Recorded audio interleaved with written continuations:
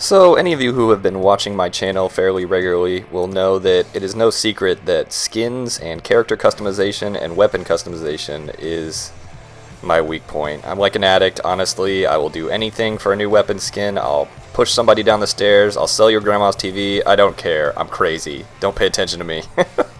Anyway, and it's not just in Halo also. I mean, Halo has fairly limited customization as it is. You know, we've had the same old emblems for several games, basically since Halo 2. We've had some armor customization, but a lot of that has been a little bit well worn as of now. So weapon skins were a new thing in Halo 4, and they're one of my favorite new additions. The Dune skin here that I'm using that you unlock through specializations is one of my favorites. Not a big fan of the salvage skin. It looks like a Ninja Turtles toy to me. That green is just a little too plasticky. I like guns with a little bit of weight. Like I said, I'm always interested in what other games do customization-wise and what makes them unique and what items are really coveted in other games like culture, you know? Because there are certain things that are rare in Halo 4 and in other games that are sort of coveted, and when you see someone have it that has it, it's kind of like, oh wow, you know, like anyone who has like the Bones DMR skin in this game, major.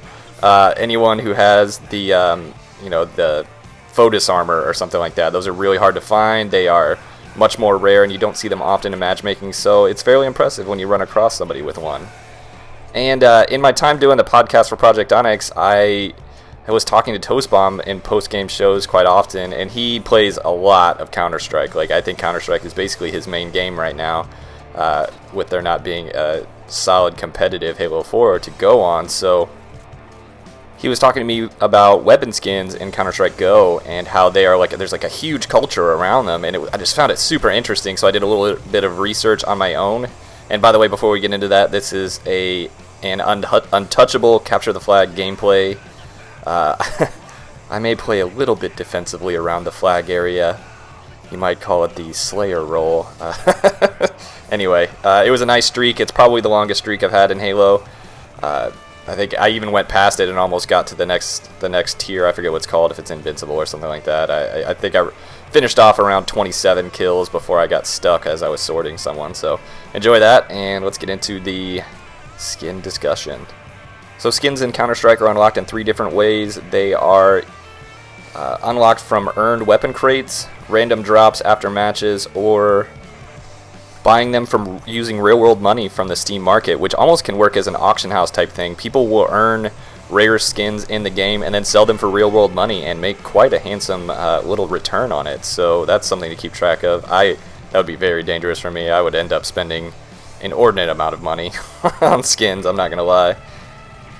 And the skins also come in different grades of quality, from well-worn to factory new, and some of them have very interesting rare features. The most interesting is this feature called StatTrak, which keeps track of how many kills the player has earned with that particular weapon. For like an assault rifle or anything like that, it shows up as an LED screen on the side that just has a digital readout of the amount of kills that you have with that weapon. So that means that also that you're more invested in that weapon as well. And the knives, from what I've been told, are the most rare and interesting because the amount of kills on a StatTrak knife is etched into the side of the knife itself. So it looks like somebody carved in like, 1,135 kills or something like that.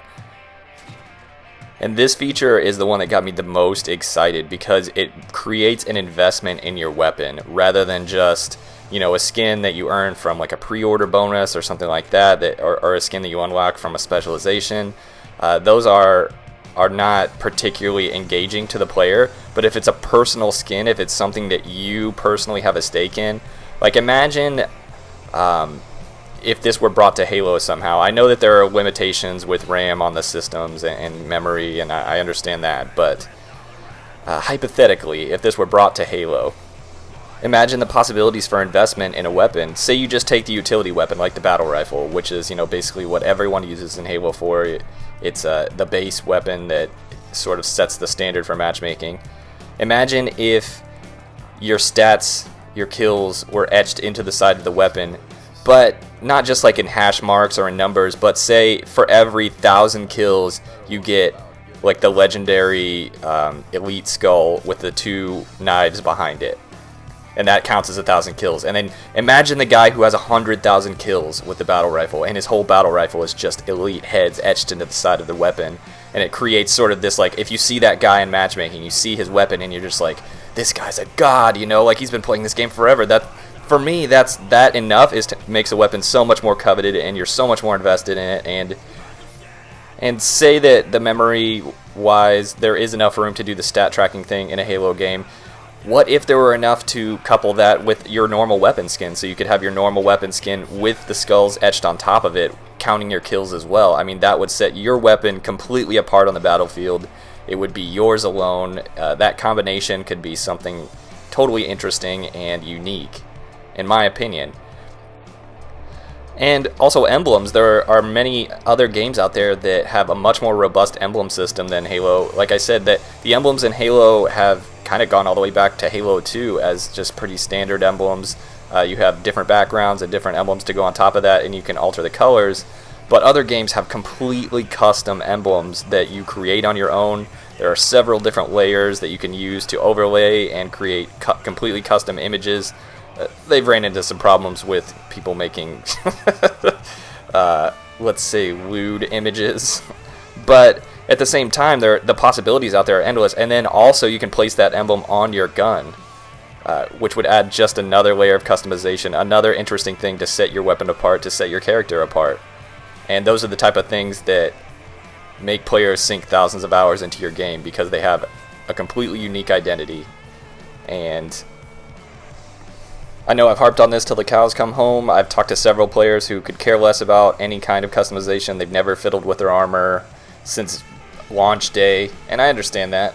But me, I'm one of those guys that changes everything out, changes their colors, changes their armor permutations in between each match. I'm always looking for that awesome armor setting, that awesome weapon skin, and it's something that keeps me addicted and has me sinking thousands of hours into your game. So this is Lurker out of here.